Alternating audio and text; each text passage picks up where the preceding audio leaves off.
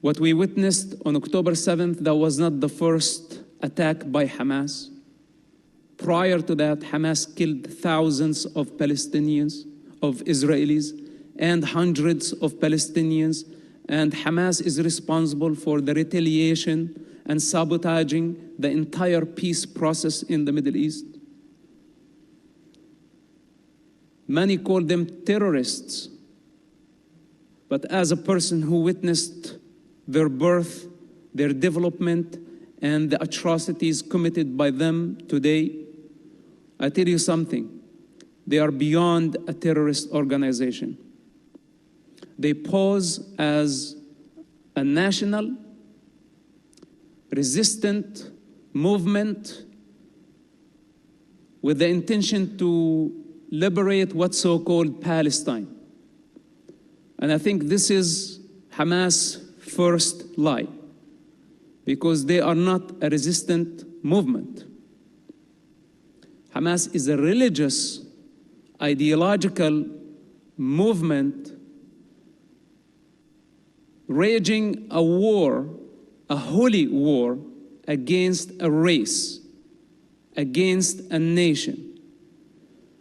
They are not a political party. If they were a political party, then they would believe in political borders. But they want a global state. So there is no such a thing as Palestine to Hamas movement. And all the pro-Palestine group, which of course they have the right to express themselves. I'm not against freedom of speech, that everyone have their own independent opinion, but unfortunately they are given directly and indirectly support to a savage group that just committed genocide against entire communities. They wiped out everything in their way, killing children, women, raping, burning, systematically, ethnically cleansing a race only because they are Jewish. I saw that firsthand, documented by Hamas themselves.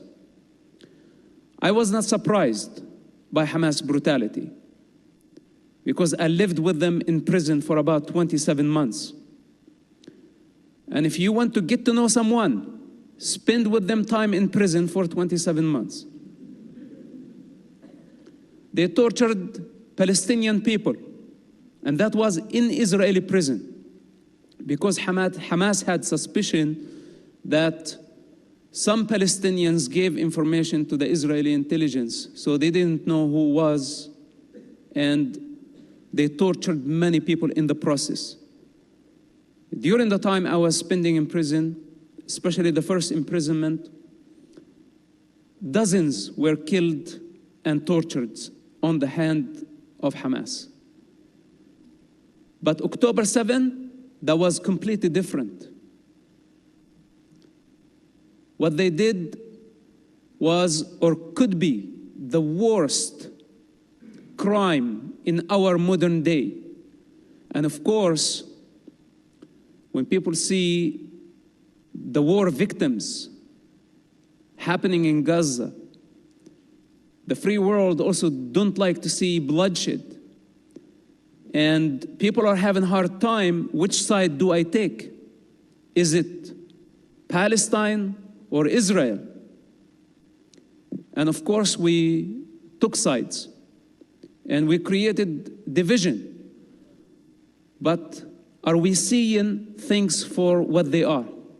Are we seeing Hamas for what it is?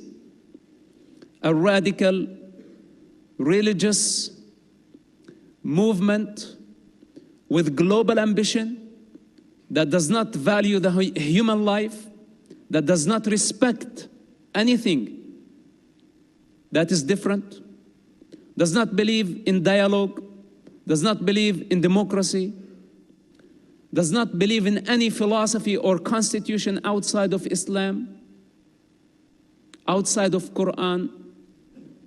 Very narrow-minded people, but in the meantime, very dangerous. On the other hand, we see the democratic model of the State of Israel, a very creative and productive nation that has contributed so much to life. Israel has been extending its hands to the region for more than 70 years, since its establishment, trying to build bridges of understanding, to build peace with the Arab nations. But the Arab nations insisted since 1948, since the establishment of the State of Israel, to annihilate the State of Israel first, before they establish an Arab state. The international community offered the Arabs to build an Arab state side by side the State of Israel back in 1948. But the Arabs refused. They came back in 1967 with the intention to annihilate the State of Israel, and they failed. Israel was extremely outnumbered by the Arabs. Hundreds of millions of Arabs surrounding the State of Israel, newborn, very small state. And when they lost the war, Israel controlled the West Bank, Sinai, and the Golan Heights. Since then, the Arabs have been trying so hard to destroy the State of Israel. 95% of the wars between Arabs and Israel were initiated by Arab countries against Israel, where Israel is always at defense. So we have a big problem. And we cannot just take sides without educating ourselves on what's really going on. Because if we end up supporting savages who just committed genocide, not just a terrorist attack. A terrorist attack usually is committed by a terrorist organization with political hatred. This is what motivates them. But to go and ethnically cleanse more than 20 communities, killing everything in your way, and everything is documented. This is what Israel suffered on October 7th. And this cannot be compared to the war victims in Gaza. And we cannot compare it by saying, okay, we have here 1,500 victims, and there we have 10,000 victims. And by the way, all Hamas statistics, not to be trusted.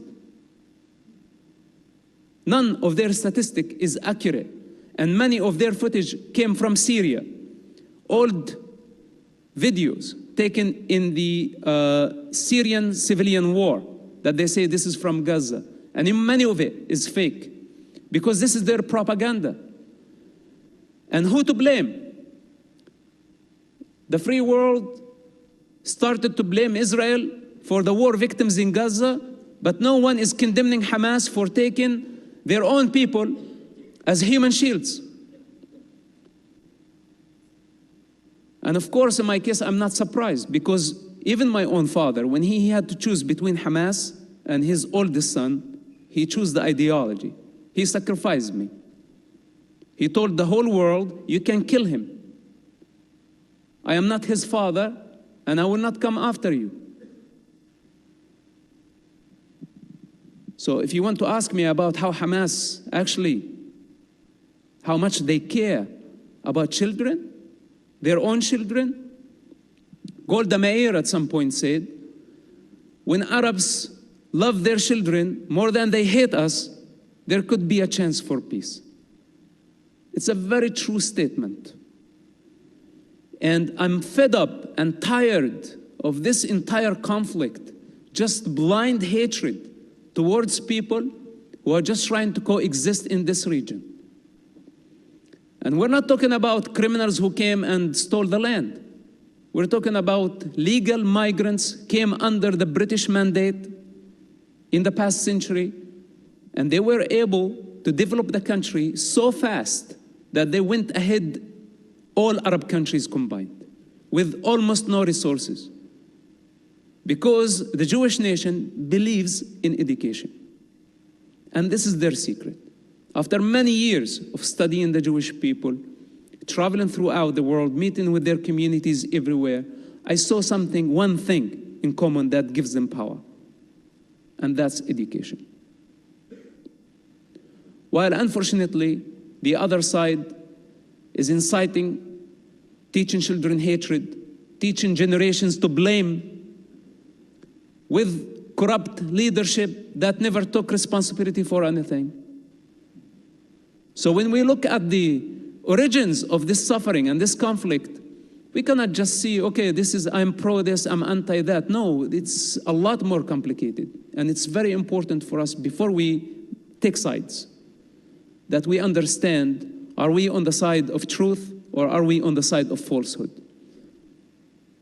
And there is only one truth in this situation. And if it's true, whether if it's true or not, you cannot say nearly true. It has to be 100% true, and everything outside that is false. Have you noticed that everybody within the Palestinian leaderships have been asking for a Palestinian state, Palestinian state? But none of them is talking about a Palestinian nation. Because in order to have a state, you need a nation. And all these selfish leaderships, they just want a state. They don't want a nation. Because a state brings power, money, prestige, entourage.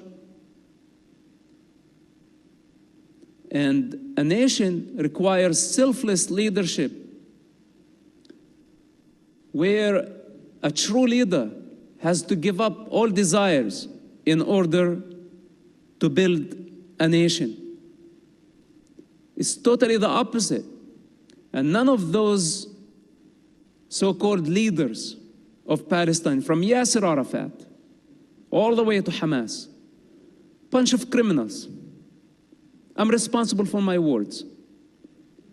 Bunch of criminals that stole people's resources.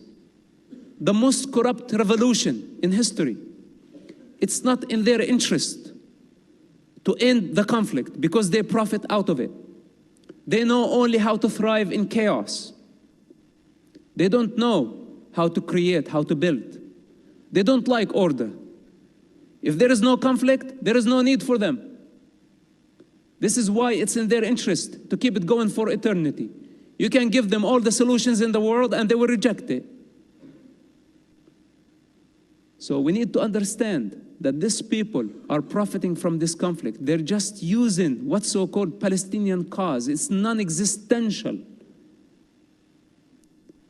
It's a broad term that anybody can use. Even the angry mob here in Michigan is using it.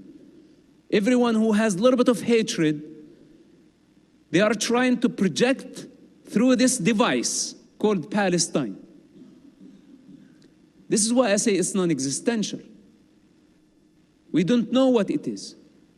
Anybody from Putin to Mexican cartel dressed up like Hamas, projecting Hamas. Because hate is an ideology. And this is what's in common between them and Hamas. So are we going to allow a bunch of criminals hijack an entire society and we give them support, empowering the predator against the victim, against the prey? That's not acceptable. That's not the way Americans think. And are we going to allow people to spread hatred and anti-Semitism, hating the Jewish people? For what? You know, we need to look around and see the contribution of the Jewish people to the American society and to the rest of the world in every field of life. It's not acceptable. And Israel is fighting for its life. I'm not here to advocate on behalf of the state of Israel. But this is my personal experience, and it really bothers me. Because as long as we are not seeing things for what they are, this conflict will go for eternity. And this is not only Israel's fight, by the way. This is my fight as well. Since I was a very little child, Hamas wanted to destroy me.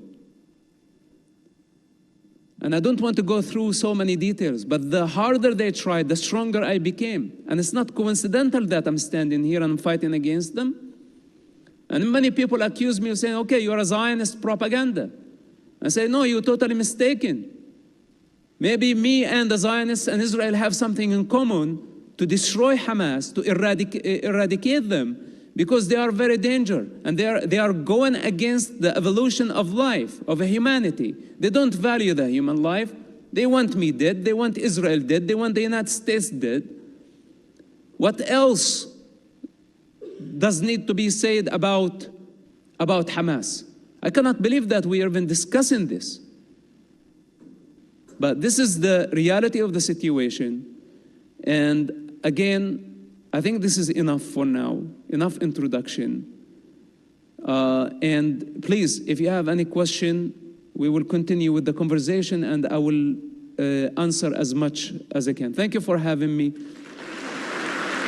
I appreciate it. Thank you very much.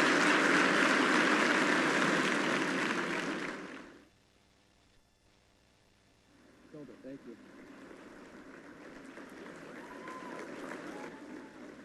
Thank you. Thank you. Please. Please. Thank you. Thank you.